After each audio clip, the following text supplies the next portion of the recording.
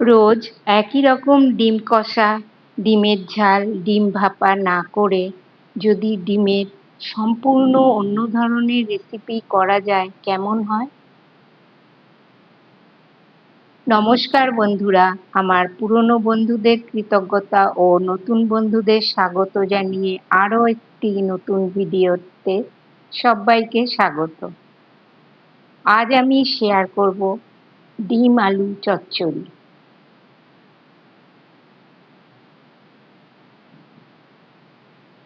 চলুন দেখে নেওয়া যাক আমি কিভাবে রেসিপিটা করছি। ভিডিওটা স্কিপ না করে দেখতে থাকুন।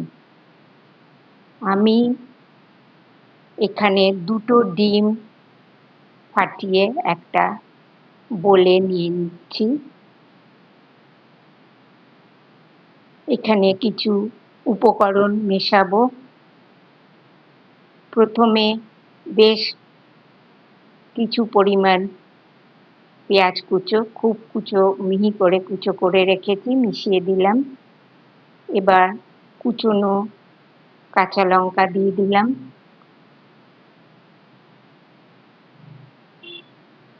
এরপর বেসন আমি বাইন্ডিং এর জন্য 2 চামচ এখানে নিয়ে নিচ্ছি।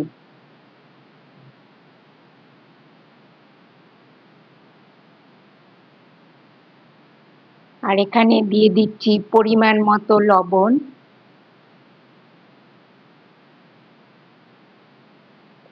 সামান্য একটু হলুদ গুঁড়ো এবং সেই সঙ্গে সামান্য একটু কাশ্মীরি মির্চ পাউডার কালারের জন্য দিচ্ছি।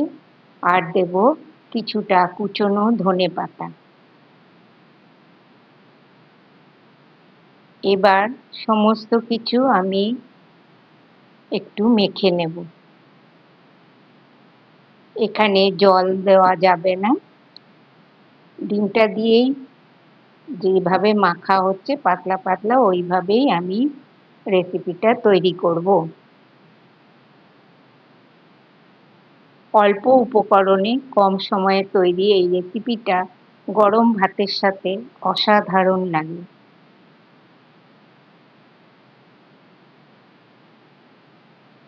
আমি সমস্তটা একসাথে মেখে নিয়েছি।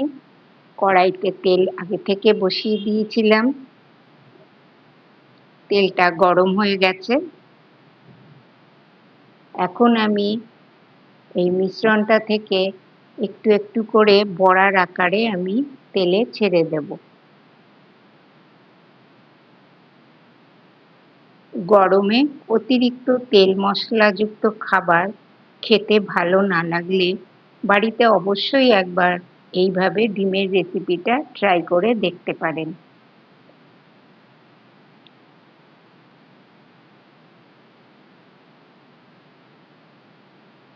এইভাবে বড়ার আকারে আমি দিয়ে দিলাম।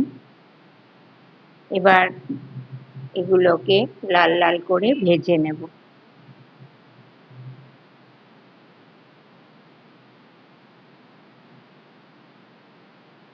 খুব কম সময়ে, খুব কম উপকরণে এই রেসিপিটা তৈরি হয়ে যায়। 10-12 মিনিটে তৈরি হয়ে যায়। তাড়াহুড়ো থাকলেও অনেক সময় এই রেসিপিটা করে ফেলতে পারবেন। আবার বাড়িতে সবজি কম আছে, তখনও এই রেসিপিটা করে ফেলতে পারবেন।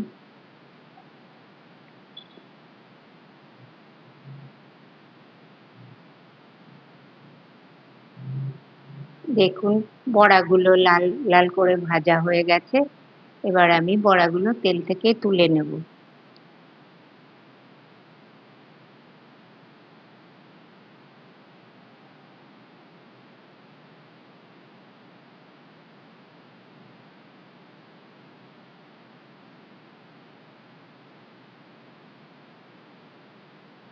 আবার ওই তেলেই পরবর্তী ব্যাচের বড়াগুলো দিয়ে দেবো।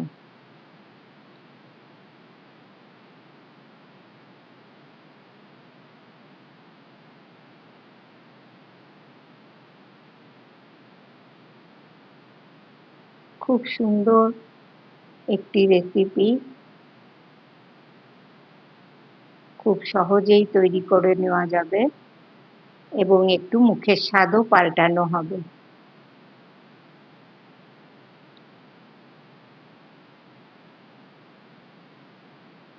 দেখুন এই ব্যাচের বড়াগুলোও ভাজা হয়ে গেল, আমি তুলে নিচ্ছি।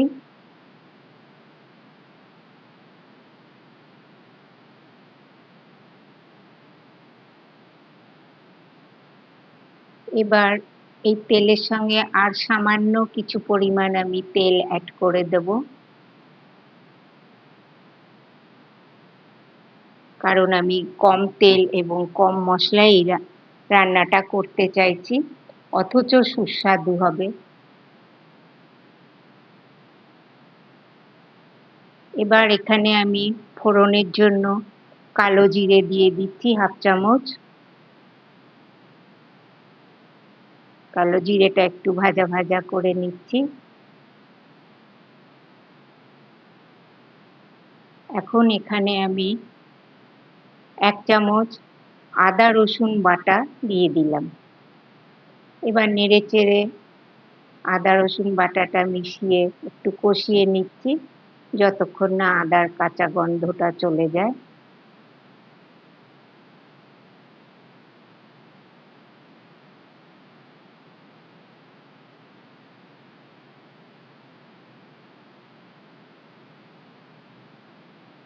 আদা রসুনটা ভাজা হয়ে গেছে। এখন আমি এখানে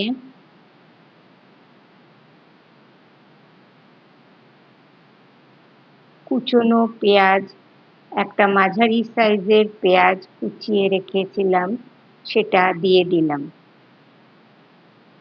পেঁয়াজটা দিয়ে খুব ভালো করে নাড়াচাড়া করে একটু পেঁয়াজগুলো ভেজে নিলাম।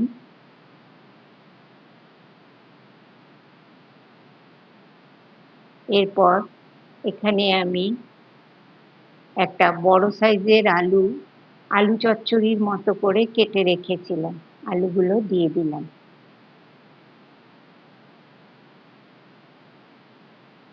আবারও নাড়াচাড়া করে একটু আলুগুলো ভেজে নেব।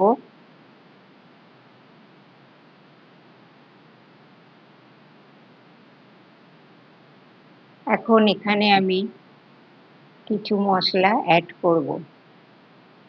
প্রথমে আমি একটা টমেটো 4 ফালি করে দিয়ে দিলাম।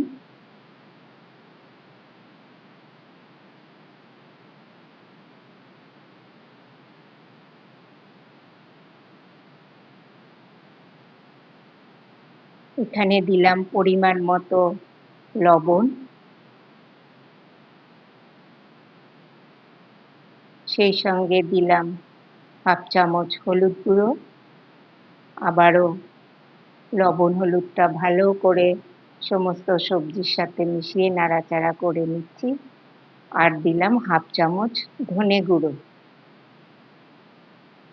আবারও সমস্ত কিছু একসাথে নাড়াচাড়া করে একটু কষিয়ে নেব, সেই সঙ্গে আলুটাও খানিকটা ভাজা হয়ে যাবে।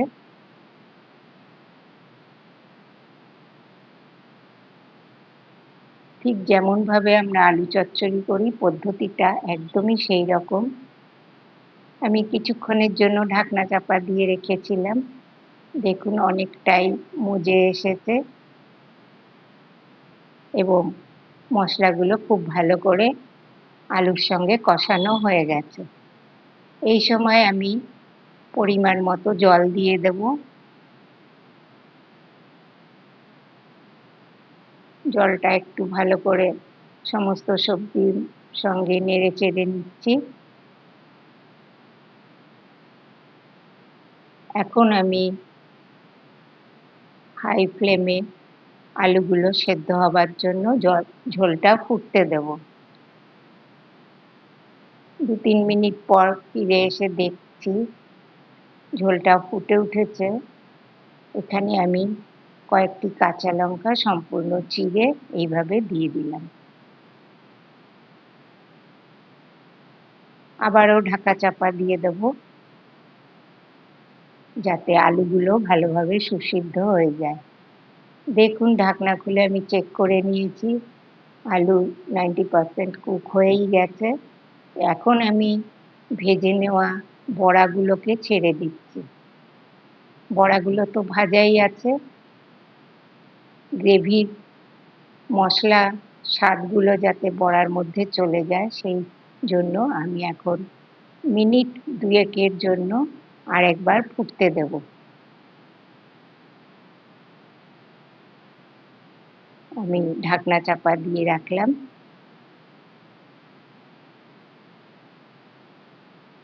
দেখুন বড়াগুলো খুব সুন্দরভাবে ঝোল অ্যাবজর্ব করে নিয়েছে। এই পর্যায়ে আমি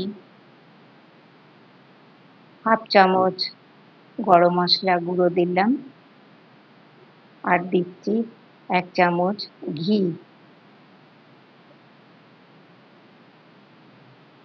সামান্য ধনেপাতা কুচোনো দিয়ে দিলাম। এবার খুব হালকা হাতে একটু নাড়াচাড়া করে সমস্তটা একসাথে মিশিয়ে নিচ্ছি।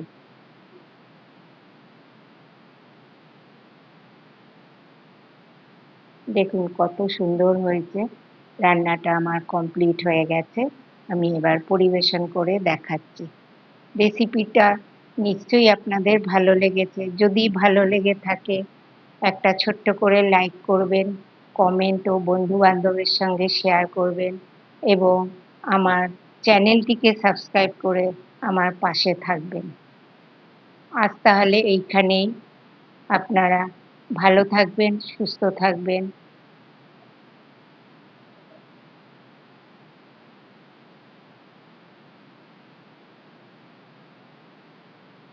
পরবর্তী রেসিপি নিয়ে খুব শিগগির আপনাদের সামনে হাজির হয়ে যাচ্ছি।